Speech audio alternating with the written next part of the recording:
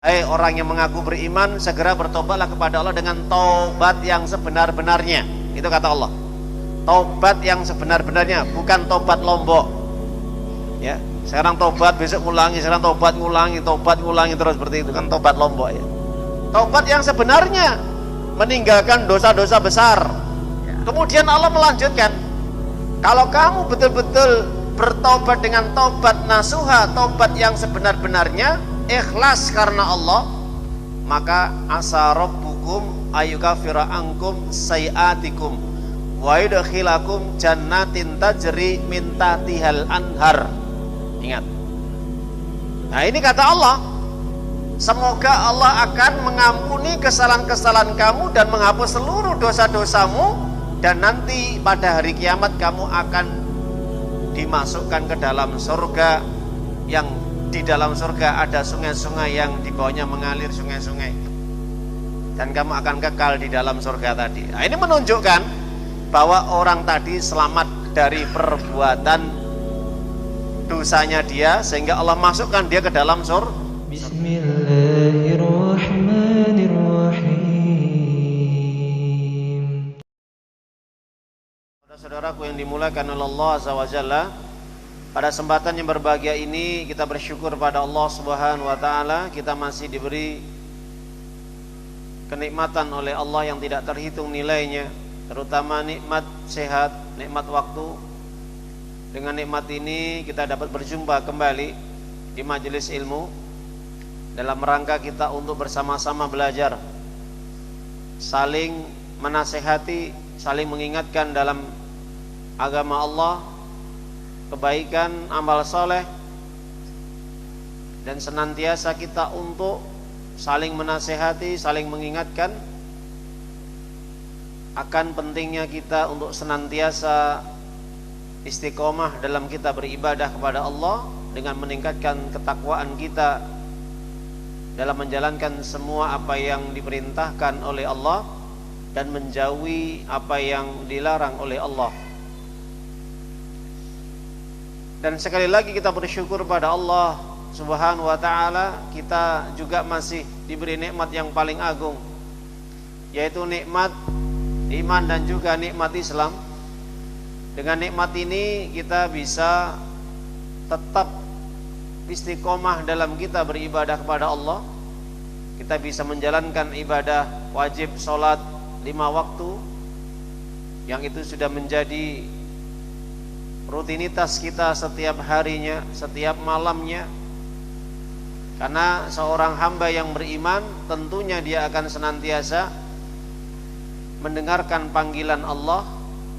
Ketika dipanggil oleh Allah, hayya 'alas shalah, marilah salat, marilah mengerjakan salat wajib. Hayya 'alal falah, marilah menuju kepada kemenangan. Falah di sini adalah surganya Allah Subhanahu wa taala. Dan juga sebagai orang mukmin pastinya dia akan senantiasa menambah dengan amal-amal soleh yang lainnya, terutama dengan ibadah sunnah, baik itu sedekah, infak, membaca Al-Quran, ataupun sholat malam, ataupun sholat-sholat sunnah yang lainnya, ataupun berpuasa sunnah. Tapi juga ada yang lebih penting daripada itu, yaitu adalah belajar agama, mengaji. Dan ini merupakan bagian daripada kewajiban setiap orang muslim, baik laki-laki dan perempuan, itu harus belajar, harus ngaji, harus mengerti tentang agamanya. Tidak boleh dia menghindar, berpaling, atau tidak mau tahu, masa bodoh. Jadi para jamaah Bapak Ibu yang dimuliakan oleh Allah, semoga kita termasuk orang-orang yang senantiasa tetap mendapatkan hidayah, taufik, dan juga mendapatkan hidayah ilmu, agar kita senantiasa tetap menjadi hamba yang berada di atas petunjuk Allah, jalan Allah yang benar, syiratul mustaqim, sampai kita meninggal dunia. Amin ya rabbal alamin. Sebagaimana yang kita minta di setiap kita sholat, di dalam kalimat yang kita panjatkan ketika kita membaca surat Al-Fatihah, Ayat yang ke-6, ihdinas siratal mustaqim.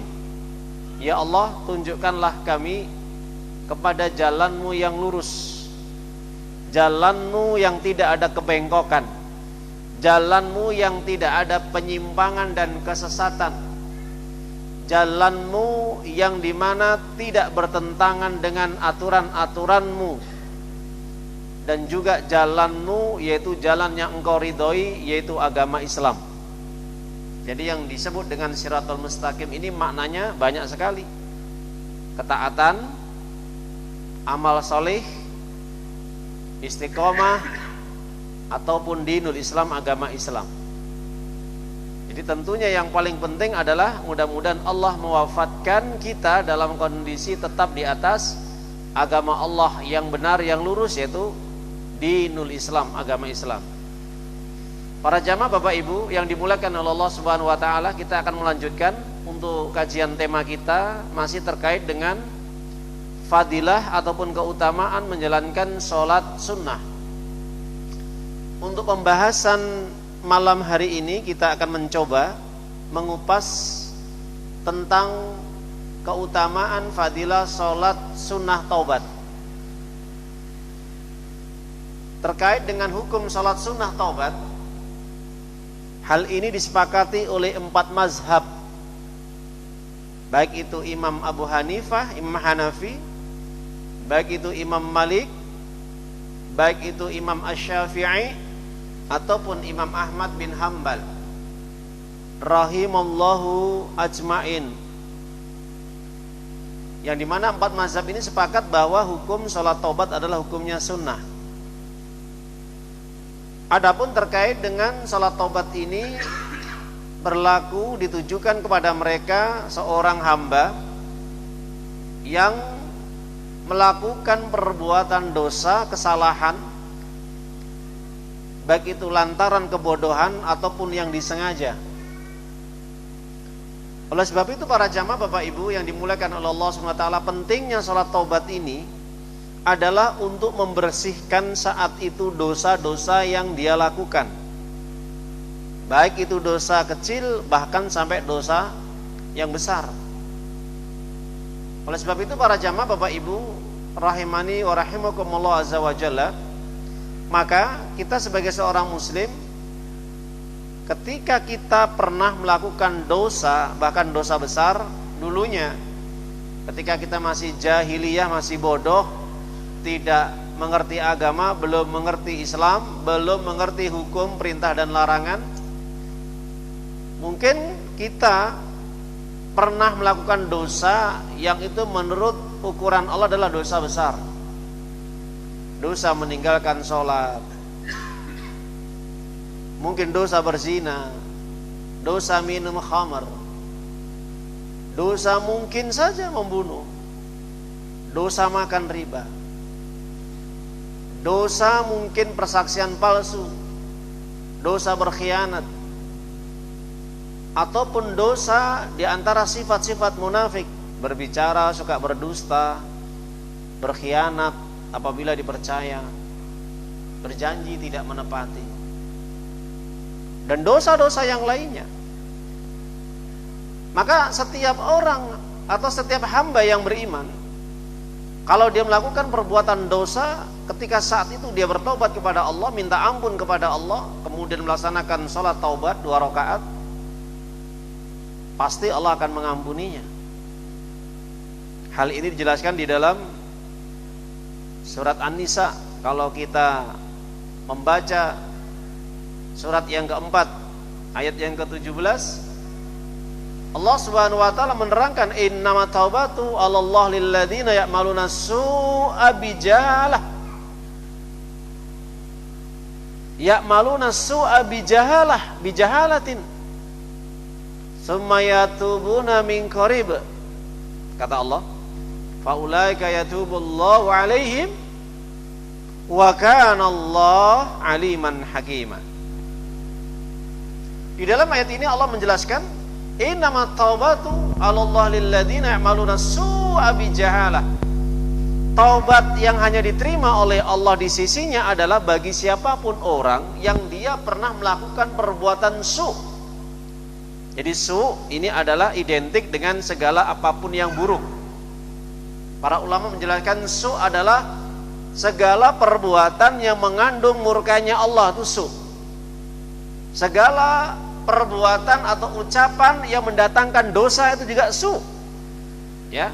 Jadi secara umum su adalah sesuatu yang buruk, sesuatu yang dibenci oleh Allah Subhanahu wa taala adalah su. Maka di sini kalimatnya adalah as-su. Ya'maluna su bijahalah. Lantaran disebabkan karena bodoh. Kenapa bodoh? Ya karena nggak pernah belajar, nggak pernah ngaji, nggak ngerti hukum, atau ikut-ikutan dia karena bodoh. Dia orang suka molimo ya, karena bodoh. Orang dia masih suka meninggalkan kewajiban Allah ya karena bodoh. Nggak mau belajar dia. Bukan karena menentang, bukan. Maka perbuatan-perbuatan su, dosa-dosa yang seperti ini, kata Allah SWT, tsumma yatubuna min qarib. Kemudian dia segera untuk bertobat. Min qarib ini adalah segera.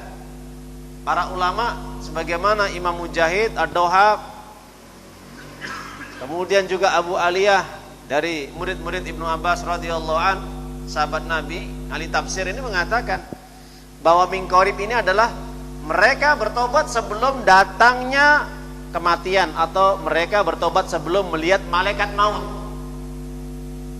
Jadi orang ketika bertobat sebelum melihat malaikat maut ini diterima tobatnya. Tapi kalau sudah melihat malaikat maut, apakah diterima? Enggak. Itu tandanya kalau sudah melihat malaikat maut, ini tandanya ini roh ini sudah mulai siap untuk ditarik, cabut oleh malaikat maut. Malaikat maut sudah siap posisi di kepalanya, memegang umbun-umbunnya. Ya, roh seorang hamba tadi sudah dipegang oleh malaikat maut, maka taubat ditutup. Maka dari situlah Rasulullah SAW bersabda dalam hadis Imam Tirmizi dengan sanad yang hasan, innallaha yaqbalu taubatal abdi ma lam yughargir. Sesungguhnya Allah menerima taubatnya seseorang hamba itu manakala sebelum nyawa atau ruhnya itu melewati kerongkongan atau berjalan sudah mulai ditarik oleh malaikat maut. Kalau sudah mulai ditarik oleh malaikat maut, maka saat taubat sudah ditutup oleh Allah.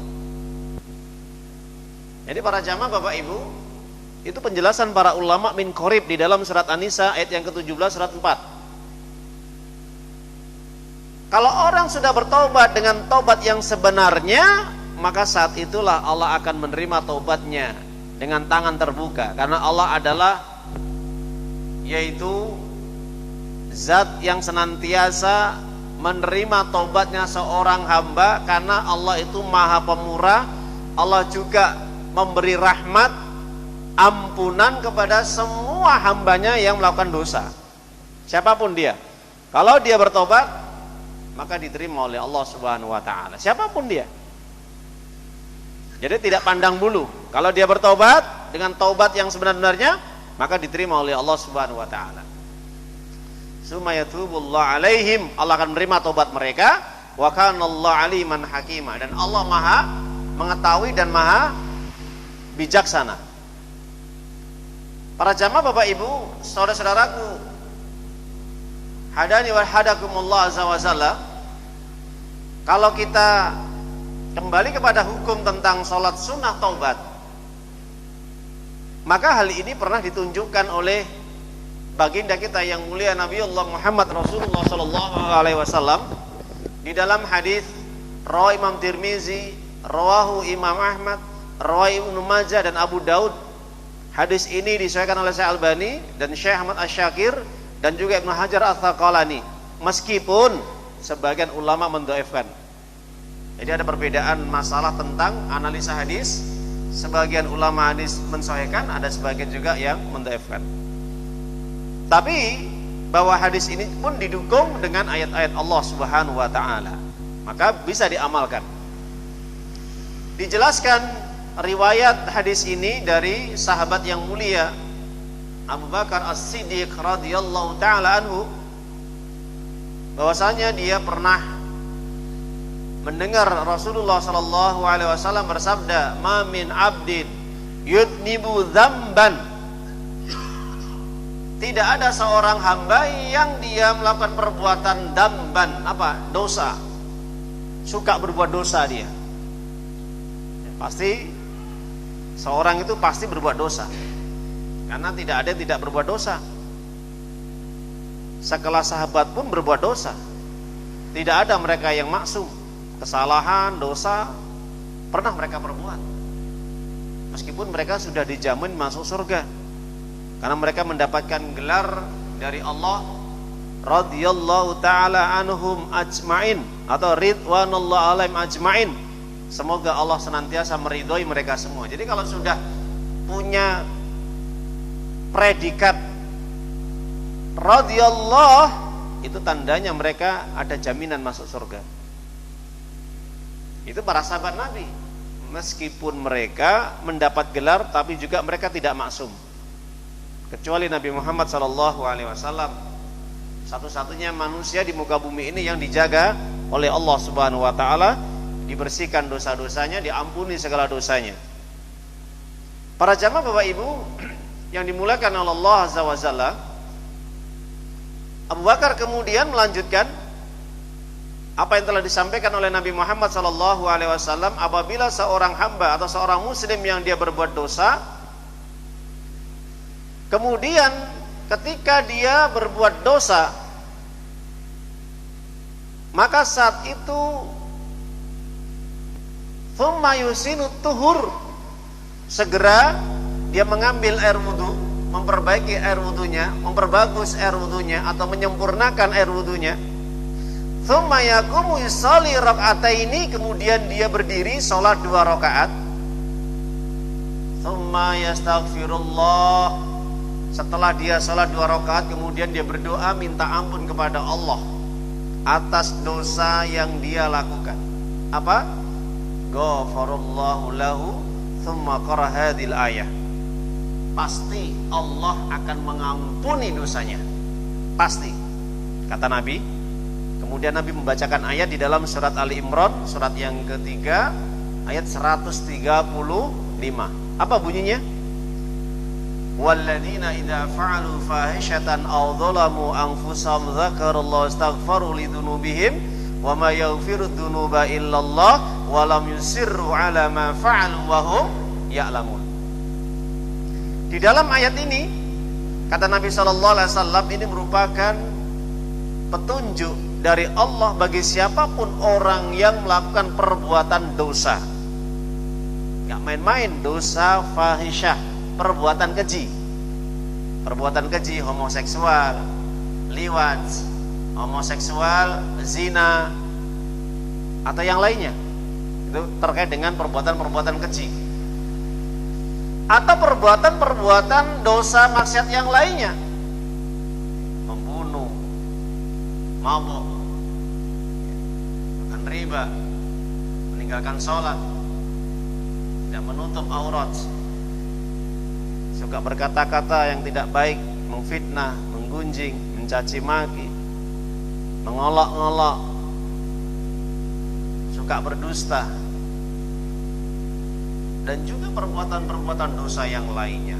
Saat ketika dia berbuat dosa, kemudian dia langsung minta ampun kepada Allah.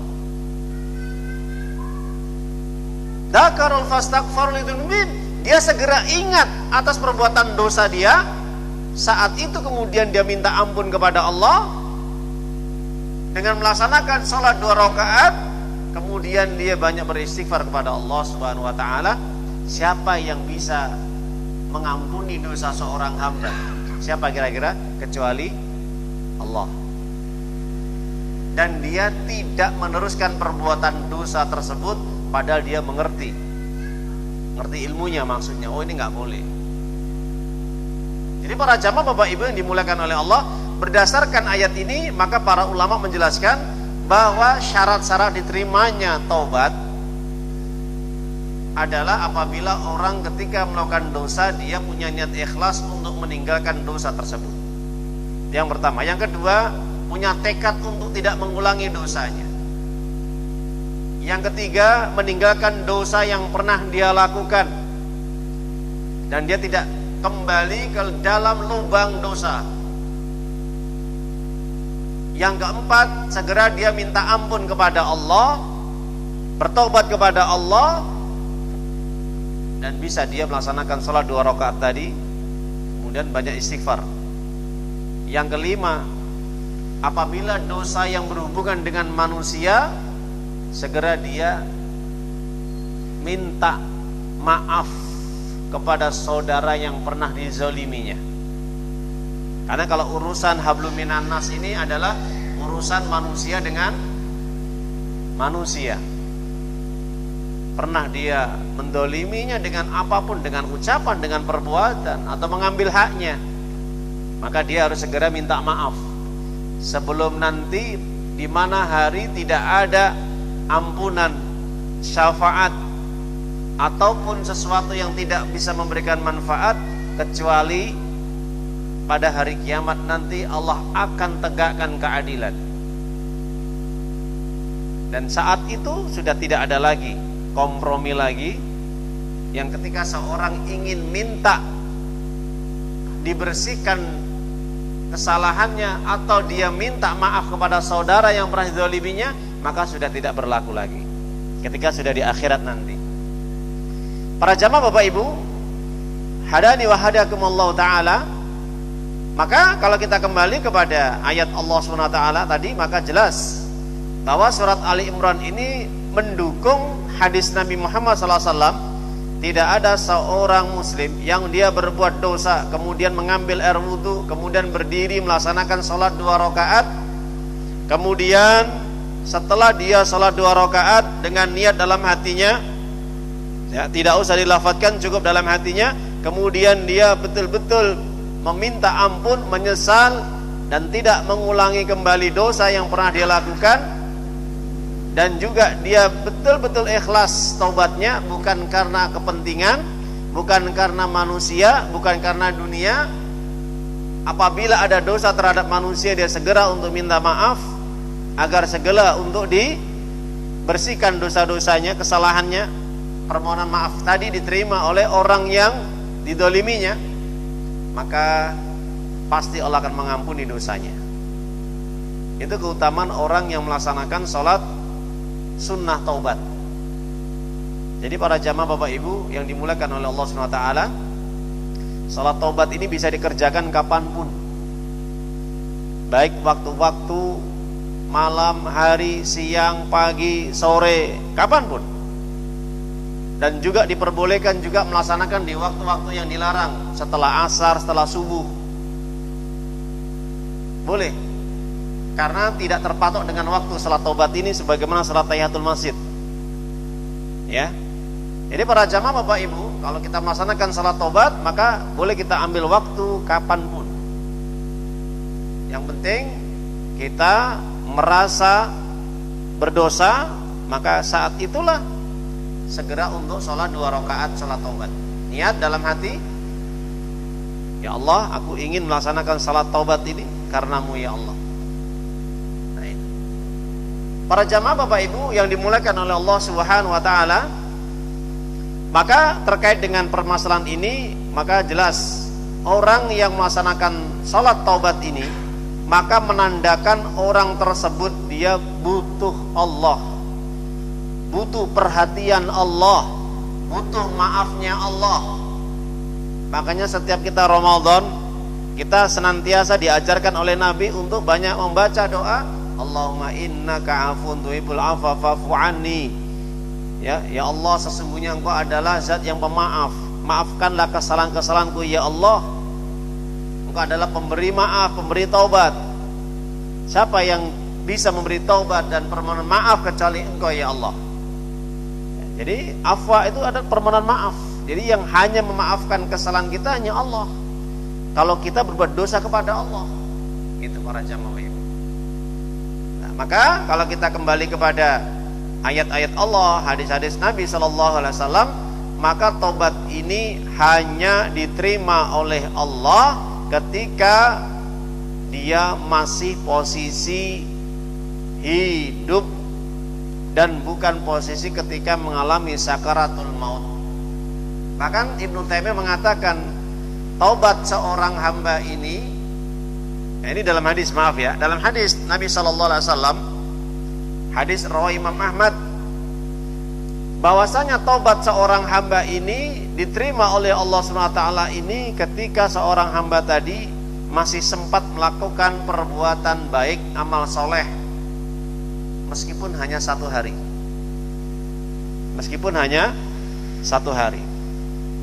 Makanya Nabi ketika menjelaskan di dalam surat An-Nisa ini, ayat yang ke-17 ini, jadi dijelaskan dalam Ibnu Katsir, hadis Nabi sallallahu alaihi wasallam dari Abdullah bin Umar atau Ibnu Umar radhiyallahu an, Nabi sallallahu alaihi wasallam menjelaskan bahwa Allah menerima taubatnya seorang hamba ini. Qabilallahu taubatal abdi qabla biyaumin atau bisyahrin. Ketika orang masih melaksanakan amalan selama 1 bulan, bahkan 1 hari pun, di saat itu ketika dia sebelum datang kematian dia sempat melakukan perbuatan baik, maka qabilallahu ta'ala, Allah menerima taubatnya. Ya, Masya Allah ya. Jadi sampai seperti itu Bapak Ibu. Bisa jadi ya, jangan kita merasa bahwa diri kita selamat. Selamat dari apa? Selamat dari ancaman Allah Subhanahu wa taala tatkala kita hari ini bisa jadi kita berbuat baik, kita beramal soleh, kita rajin sholat, puasa, ngaji, rajin sedekah dan rajin apa saja, tapi ketika di akhir-akhir kehidupan kita qadar ta'ala dengan takdir Allah kita melakukan perbuatan dosa atau perbuatan ahli neraka, ya itulah yang membuat kita celaka. Sebaliknya bisa jadi orang yang hari ini mereka tidak mengenal Islam, tidak mengenal agama, tidak beribadah kepada Allah, mereka banyak melakukan suatu perbuatan maksiat, Allah takdirkan kemudian dia sadar bertaubat, sebelum datang kematiannya dia sempat melakukan amal kebaikan, amal ketaatan, 1 hari dia lakukan, Allah menerima taubatnya. Jadi pesan Nabi itu, jangan kita merasa selamat atas amal yang kita kerjakan. Ingat, maka yang paling penting adalah yang kita harus jaga adalah apa? Istiqomah dalam kita ibadah. Karena kita tidak tahu mana amal ibadah yang diterima sama Allah, itu kita tidak tahu. Apakah sholat kita, puasa kita, haji kita, ngaji kita, baca Quran kita. Maka yang paling penting bagaimana? Yang paling penting yaitu kata Nabi sallallahu alaihi wasallam itu banyaklah istighfar, banyaklah kita minta ampun kepada Allah, agar hari-hari kita ini senantiasa dengan istighfar. Makanya Nabi sallallahu alaihi wasallam menjelaskan dalam hadis Imam Bukhari, ayuhan nas tubu ilallah, ayuhan nas tubu ilallah fa inna atubu ilaih. Wahai manusia, bertobatlah kepada Allah, minta ampunlah kepada Allah, sesungguhnya aku minta ampun kepada Allah fi kulli yaumin sab'ina marrah. Setiap harinya berapa? 70 kali. Masya Allah. Dalam riwayat yang lain berapa? Mi'ah marrah, 100 kali. Itu Nabi ya. Nabi setiap harinya istighfar Bapak Ibu, nggih. Itu minimal 70 kali. Ya, 100 kali juga pernah. Nah, itu Nabi, Masya Allah. Padahal beliau sudah dinyatakan sebagai pemimpinnya surga, pemimpinnya penghuni surga. Sudah diampuni dosa-dosanya, dibersihkan dosa-dosanya, menjadi kekasihnya Allah. Tapi beliau tetap tidak bangga diri. Ingat ya, beliau tidak bangga diri dengan prestasi yang didapatkannya. Dia menjadi manusia pilihan, menjadi hamba istimewa di muka bumi ini. Tapi beliau tetap istighfar. Coba, ini Nabi setiap hari istighfar minimal 70-100. Bagaimana dengan kita? Sudahkah kita 100 kali Pak Bu? Kadang-kadang Ustaz kalau ingat istighfar, kalau nggak ingat ya sudah. Ya. Kalau nggak ingat pas repot jualin orang beli. Iya. Ya itu manusia, makanya benar kata Nabi sallallahu alaihi wasallam, setiap manusia pasti berbuat dosa, pasti. Maka sebaik-baik orang yang bertobat, sebaik-baik orang berbuat dosa adalah mereka yang segera bertobat. Itu. Jadi kalau bisa Bapak Ibu para jamaah, ya ini nasihat untuk pribadi saya dan juga kepada para jamaah Bapak Ibu sekalian, maka hendaknya kita membiasakan untuk melazimi, membiasakan ngulinakne, banyaklah kita istighfar kepada Allah Subhanahu wa taala.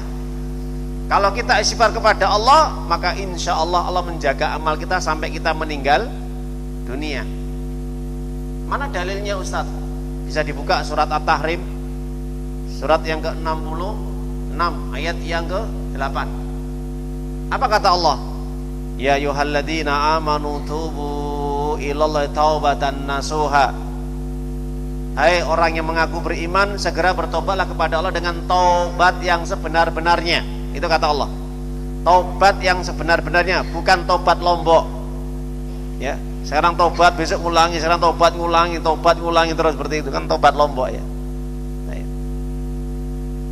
Taubat yang sebenarnya meninggalkan dosa-dosa besar.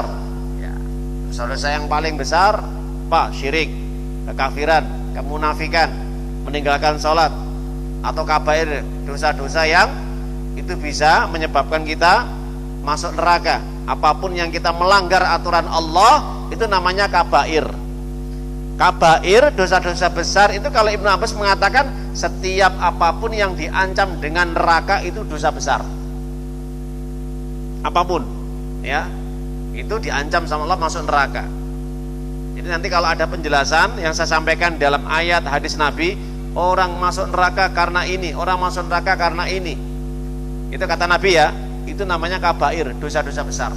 Kenapa? Ada ancaman, ada laknat, ada murka, itu kabair namanya. Ya. Kemudian Allah melanjutkan, kalau kamu betul-betul bertobat dengan tobat nasuha, tobat yang sebenar-benarnya, ikhlas karena Allah, maka asa rabbukum ayyukafira ankum sayiatikum wa yudkhilakum jannatin tajri min tahtihal anhar. Ingat. Nah, ini kata Allah, semoga Allah akan mengampuni kesalahan-kesalahan kamu dan menghapus seluruh dosa-dosamu, dan nanti pada hari kiamat kamu akan dimasukkan ke dalam surga, yang di dalam surga ada sungai-sungai yang di bawahnya mengalir sungai-sungai, dan kamu akan kekal di dalam surga tadi. Nah, ini menunjukkan bahwa orang tadi selamat dari perbuatan dosanya dia, sehingga Allah masukkan dia ke dalam surga. Makanya jangan kita merasa nanti cukup dengan amal ibadah yang kita kerjakan, atau juga kita merasa selamat dengan apa yang kita kerjakan. Belum tentu. Hari ini mungkin kita masih istiqomah, nanti ketika kita kondisi ekonomi bermasalah, kondisi sakit berkepanjangan, diuji sama Allah, ketika kita nggak sabar, kita meninggalkan Allah, kita lupa kepada Allah, ya sudah nggak istighfar lagi, dan hati kita sudah jauh dari Allah, nggak mengenal sholat lagi, ngomong istighfar saja sulit, apalagi membaca la ilaha illallah mungkin sekarang mudah. Kenapa? Karena dosa yang sudah banyak kita lakukan. Ya, jadi para jamaah Bapak Ibu hati-hati ya. Jadi jangan sampai meninggal dalam kondisi su'ul khotimah. Itu. Ini pesan pribadi saya dan juga kepada para jamaah Bapak Ibu sekalian. Maka para jamaah Bapak Ibu yang dimuliakan oleh Allah SWT, maka kalau orang sungguh-sungguh bertobat, rahmat Allah dibuka selebar-lebarnya. Jadi Allah itu suka kalau ada seorang hamba itu bertobat. Bahkan konon cerita yang benar dalam hadis Imam Bukhari Muslim, ini cerita enggak bohongan loh ya, nggak hoax ya. Cerita dalam sejarah di Bani Israel ada orang membunuh berapa? 99 genap 100. Nggak main-main Bapak Ibu. Ya. Dijelaskan dalam hadis Imam Bukhari Muslim, riwayat dari sahabat Abu Sa'id Al-Khudri radhiyallahu ta'ala. Rasulullah SAW pernah menyampaikan, pada zaman Bani Israel ada orang yang hidupnya itu kumpul dengan teman-temannya yang brengsek, suka mendem, suka mabuk, suka zina, suka ngerampok, wes kejahatannya banyak lah. Nah pemuda ini nggak main-main, kalau dia bunuh orang yang mau dirampok, orang yang mau dicuri barangnya dibunuh sama dia. Dia selama ketika melakukan perbuatan dosa ini sudah membunuh berapa? 99 orang.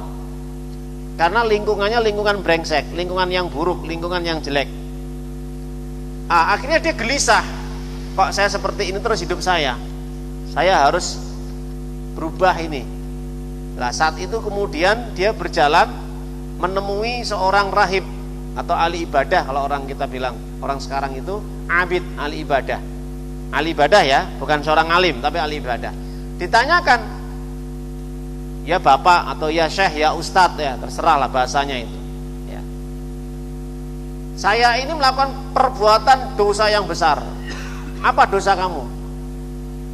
Dosa saya adalah membunuh. Sudah 99 orang sudah tak bunuh. Itu. Kira-kira Tuhan saya itu menerima nggak taubat saya?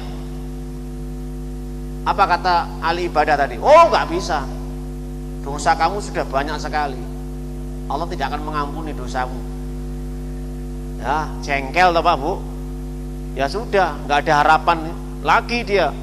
Wong pengennya dia hijrah berbuat baik supaya mungkin minta pendapat, minta penjelasan, nasihat supaya mungkin ada solusinya.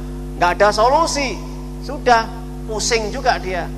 Ya, stres, bunuh sekalian aja, sudah genap berapa? 100, genap 100. Nggak main-main ya. Kalau nggak ada harapan buat apa saya hidup?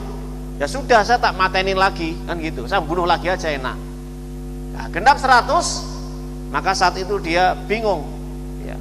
Terus bingung, gelisah terus, nggak enak.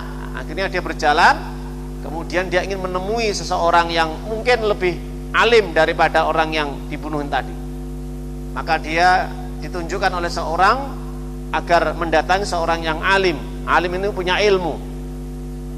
Maka dia menyampaikan perbuatan dosa dia membunuh 100 orang. Kira-kira Allah itu masih menerima taubat saya enggak?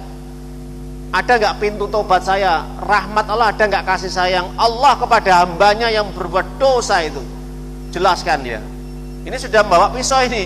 Sudah bawa pisau ini. Ini kalau sampai jawabannya sama, bantai sekalian. Ya, ini seorang alim tapi nggak takut ini, ya karena dia punya ilmu. Maka jawabannya masya Allah. Allah Subhanahu Wa Taala senantiasa menerima tobat seorang hambanya. Maka janganlah kamu berputus asa. Apapun kezoliman kamu, bahkan kamu membunuh 100 orang pun mudah sekali. Allah rahmatnya luas. Ya. Wasi'at kullu syai' ilman wa rahmatan. Luas ilmunya Allah, luas rahmatnya Allah. Mudah. Kamu membunuh 100 orang itu gampang. Bahkan dosa kamu selangit sebumi itu diukur ya, dosa kamu dengan tobat kamu yang betul-betul itu akan berat tobat kamu. Kemudian orang alim tadi membacakan surat Az-Zumar ayat 53. Apa kata Allah SWT? Ya aqul ya ibadiyalladzi asrafu ala anfusihim la taqnatu mir rahmatillah. La taqnatu mir rahmatillah. Wa ma yaghfirud dzunuba jami'a. Innallaha yaghfirud dzunuba jami'a, ya. Maaf, saya ulang lagi di sini. Innallaha yaghfirud dzunuba jami'a. Innawal ghafurur rahim. Nanti bisa dibuka surat Az-Zumar ayat 53. Apa kata Allah? Qul ya ibadiyalladzi asrafu ala anfusihim. Wahai hamba-hambaku, katakanlah Muhammad kepada mereka, wahai hambaku semuanya, ketika kalian melakukan perbuatan dolim, melewati batas atau perbuatan dosa, kamu jangan merasa putus asa. Dosa saya nggak diampuni sama Allah, yus tak mateni neh. Enggak, pasti Allah akan menerima tobat kamu. Kenapa? Kamu jangan putus asa. Maka di sini kalimatnya la taqnatu mir rahmatillah. Kamu jangan putus asa dari rahmat Allah. Kenapa? Karena Allah akan terus menerima tobat seorang hamba, dan rahmat Allah akan meliputi semua hambanya. Sesungguhnya Allah menerima dosa semua yang dilakukan oleh hambanya. Ingat, jami'ah. Jadi dosa kamu berapa? 100 orang, gampang itu. Innallaha yaghfiru dzunuba jami'ah. Sesungguhnya Allah menerima taubat semuanya seorang hamba.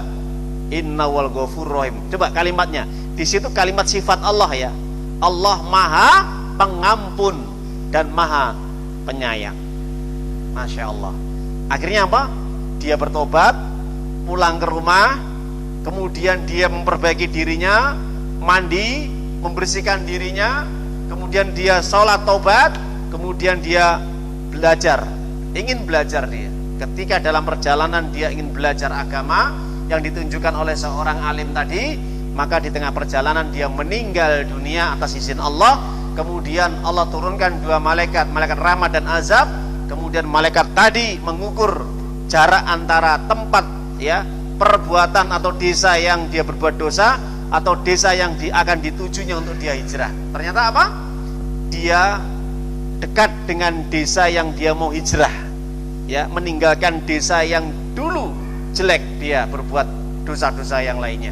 Maka malaikat rahmat itu kemudian diizinkan oleh Allah untuk memasukkan ke dalam surga. Jadi lebih dekat kepada tempat atau desa yang akan dia tuju daripada desa yang jelek itu yang ditinggalkannya.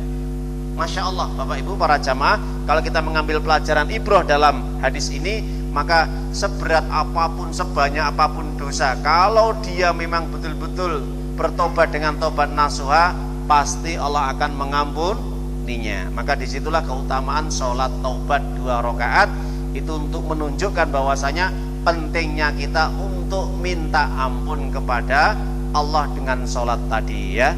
Semoga ini yang kami sampaikan, semoga ini bisa memberikan manfaat yang besar kepada kita semuanya insyaallah. Sholat tahajud jam 7, 8, 9, 10. Nah, ini pertanyaan, apakah harus tidur dulu? Kalau tidak tidur, sholatnya tidak sah ya. Jadi sholat malam itu bisa dikerjakan ba'da sholat isya atau mungkin ketika sepertiga akhir di waktu malam ya. Memang yang paling utama waktunya adalah sepertiga akhir ya, di waktu malam sebelum mendekati waktu subuh ya. Maka kalau kita kembali kepada hadis-hadis Nabi, salat tarawih itu kan salat apa? Tahajud yang dikerjakan pada bulan Ramadan.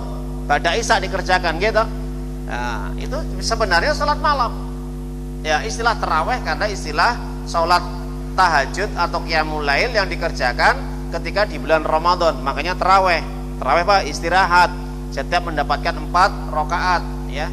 Setiap 4 rakaat istirahat sebentar, kemudian 4 rakaat, kemudian witir 3 rakaat. 8 rakaat tahajud, kemudian 3 rakaat salat witir, jadi 11 rakaat. Maka kalau kita pengen salat malam bisa setelah salat isya, atau mungkin yang lebih baik kita boleh tidur terlebih dahulu kemudian kita bangun, kita niat. Kalau kita tidak bisa bangun, merasa tidak bisa bangun, bisa kita melaksanakan setelah isya atau mencukupkan hanya salat witir pun itu sudah cukup. Sebagaimana Abu Hurairah mengatakan, Rasulullah SAW pernah berwasiat, "Ausani khalili," kekasihku Nabi Muhammad SAW itu berwasiat pada diriku dengan 3 hal ya. Witir sebelum tidur, kemudian juga melaksanakan sholat duha, kemudian melaksanakan sholat witir, kemudian duha, kemudian melaksanakan puasa 3 hari, salah satu ayam fi syahrin, fi kulli syahrin, 3 hari setiap bulannya, tanggal 13, 14, 15.